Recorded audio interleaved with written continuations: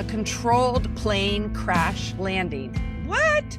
Dublin to Amsterdam, a black dot on the wing, an emergency landing, 14 ambulance, body bags on the tarmac, and someone said something to me I'll never forget. I think you'll know it when you hear it. The plane, the tire, fuck you Americans, and the story you've been waiting for. Dublin to Amsterdam, and what I saw on that tarmac. Let's get into it. Okay, so first off, you have to understand, I'm backpacking through Europe with a friend. Okay, literally carrying the backpack. This was way back when, carrying the backpack, going from one hostel to another, or if we knew anyone or someone knew someone who knew someone else. This is before the land of everyone having cell phones. This is where you actually used a map, right? So we were in Ireland, had a great time. Now it's time to move on. We'd already done England. We'd already been to Scotland, right? So we're in Dublin, we're catching a plane and flying to Amsterdam. And this is a short flight. It's a commuter flight. I didn't know that. I was young. I was in my 20s. I didn't know anything, right? And so I'm sitting in a window seat. My girlfriend's next to me, and it's all filled with like Irish businessmen. They have to get to work. So early morning flight, they're all in suits, a couple families too, right? But it's a commuter flight, short hop, and they need to get about and go on with their day. I think that matters to give them a little bit of credit why they were being such asshats. Okay, so I'm in the window seat. We take off. And as soon as we take off, I see this like black dot go by in my peripheral vision out of the corner of my eye. And then I see about maybe an 8-inch little black streak on the wing because my seat was right on the wing. And in my mind, that translated to a tire. And I immediately thought, I think we lost the front tire. Why am I thinking this though? And you have to understand, like the cabin has a specific energy. Like people are, reading the paper, they're being businessmen, a few little families, but not really, that family friendly. No one was really interested in what the young American woman had to say. And I was like, should I say something? I mean, we're in the air now. Right? This happened as we took off. So we're in the air, and should I say something or should I not say something? And I just felt like I need to say something, right? So I press the button, and the flight attendant comes, and I tell her my story. Well, of course, even though I'm trying to whisper it, other people can hear it, and they immediately begin heckling me and laughing at me. They think this is the stupidest thing they've ever said. And that was the first "fuck you Americans" that I got. So anyway, I told her that I did my job, right? She goes back. Next thing I know, the captain, the one flying the plane, comes out. Okay, so now I'm like, oh, I feel a little awkward here, right? And he has me repeat my whole story and tell him. And I don't have a lot to go on. I didn't tell him about my previous experience just a few years before, where I was driving a car and a tire at freeway speed came and crashed through the sunroof and hit me on my head. I didn't want him to think like I had a pattern or a special like relationship with tires. Plus, that was obvious that was a tire. Like I could see the whole tire like coming. And this is a black dot and, a little streak mark on the wing. And so I don't know. My brain just went like, I think that was a tire. So anyway, I told him my story. He goes back. We're still in the air. People are like, right? It's a little intimidating. And then the next thing you hear coming over the speaker, right? For the whole plane, right? So it's not just the rows around me, but the whole plane. We're going to turn around and fly back over the Dublin, flight tower, lower the landing gear and see if we lost a wheel. Oh my gosh.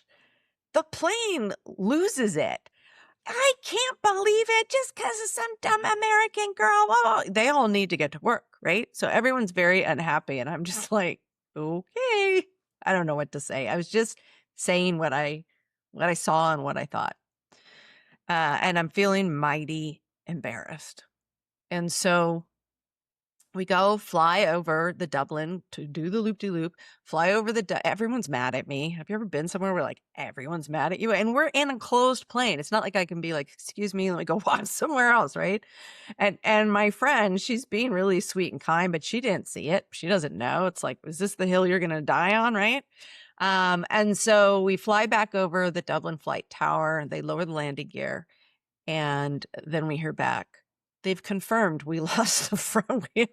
It's like, oh my God, we're going to have to do an emergency landing back in Dublin. So now the plane's freaking out in a completely different way. I'm not even kidding you. They took big burly men, like deputized them and put them in the emergency rows, swapped them out with the skinny guys. The oxygen mask dropped. I'm just laughing because it's just like, really, really, universe, another tire. So oxygen mask drop. They teach us how to get in the, what do they call it? The duck and cover position. You know, you're hugging your knees, your head's down. And I just remember, like, I mean, I was calm because what else am I going to say? I already told the story. People start crying. There's a lot of like religious, prayers being said. And, I just remember saying to my friend, I feel bad for my mom. If this is how we're going to go out, I feel bad for my mom. This sucks. And so anyway, we turn around. We're preparing for the emergency landing and we're all in our duck and cover. But I look up because I got to look, right? We're going into the landing here.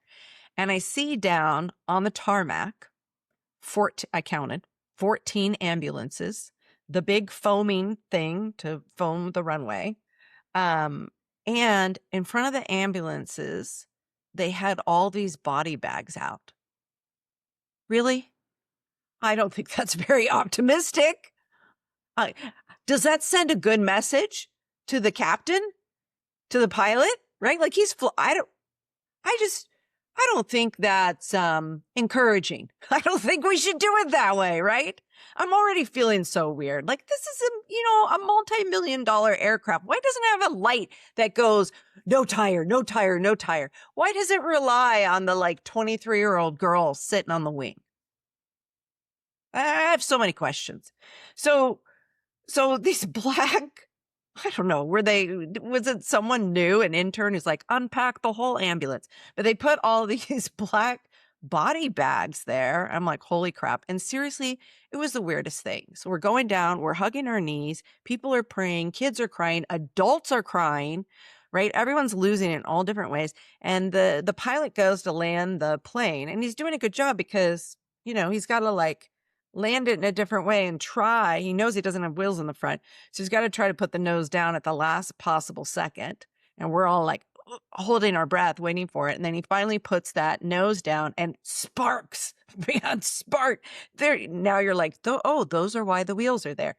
Just shoo, shoo, shoo, shooting by on both sides. Very bumpy, very rocky, but we made it. No need for the body bags. Again, place and time, right? So we make it. God. Really scary. I mean, you can't imagine, like, what would have happened if we had just landed in Amsterdam and we hadn't known? Ooh, I don't think that would have been as good. So we land, we get off. Everyone's freaked out. People are crying. I mean, seriously, grown men, just tears running down their face. We get off. They hand us like a $5 voucher for a meal. Okay, thank you. And as we are getting off and we're standing there, my friend and I, and the people are still boarding, one person, I kid you not, said, "Fuck you, Americans." Okay, thank you. I mean, I now think I have a PhD in unexpected tires from the universe. Different tire, same woman. Apparently I have a type. I don't know. What a wild, wild experience, right? We're all fine. We're all fine. No body bags needed. And so if I think about that, I think about it when I go fly now and I'm feeling a little stressed and tense. One of my friends said to me, relax, just chill out. You don't need to be like hyper vigilant. Just relax, close your eyes. And I'm like, well, I don't know, maybe, if you look at the evidence, I mean, the mat, Terry, the bathroom door, the tire, the robbery, the plane, if you've been listening, same thread, same woman, young girl, young woman, now middle-aged mom and a moo-moo, right? Seen things before someone else saw them. And not really interested in like, hey, can I volunteer? But, watching, is anyone going to do anything? And when they don't, then I'll step up. And so each of those times I shared with you, it was times where no one was moving, so I had to move. And the universe has been persistent. I will give it that. I will give it that. But whether I'm in Playa like now or I'm in St. Croix, I'm still here. I'm still here. And I see something that needs to be done, and I see a problem that needs to be solved. And don't ask me about all the other problems. There's a lot of problems out there. I have no idea how to solve them. That's for someone else. But for diagnose this, I get it. And I'm going to do my best to solve it. So if you've ever been dismissed by anyone who decided you were being dramatic, this channel's for you. All right, what I'm going to talk about next is the night I left. Episode 12. Bob has it coming. Man, does he have it coming. For 23 years, I have kept quiet. That's been hard. It has been hard. So this isn't about the illness or the disability, although, they're definitely impacted about it, by it. It's not about the numbers, but it's about the marriage. That night I had to flee. And I'm just going to lay it out there. I'm just going to tell the truth about something I have shut up about for 23 years. So do all those podcasty things, like, subscribe, share it with someone, and then come back, because I've been waiting a long time to tell this story. Episode 12, I'm going to break 23 years of silence. Blah. This is another one of those that I was going to take to the grave, because I didn't want to tell you about the marriage, the night I left, the decade in court, and what he did with that book. Friggin' book. Let's watch episode 12 next.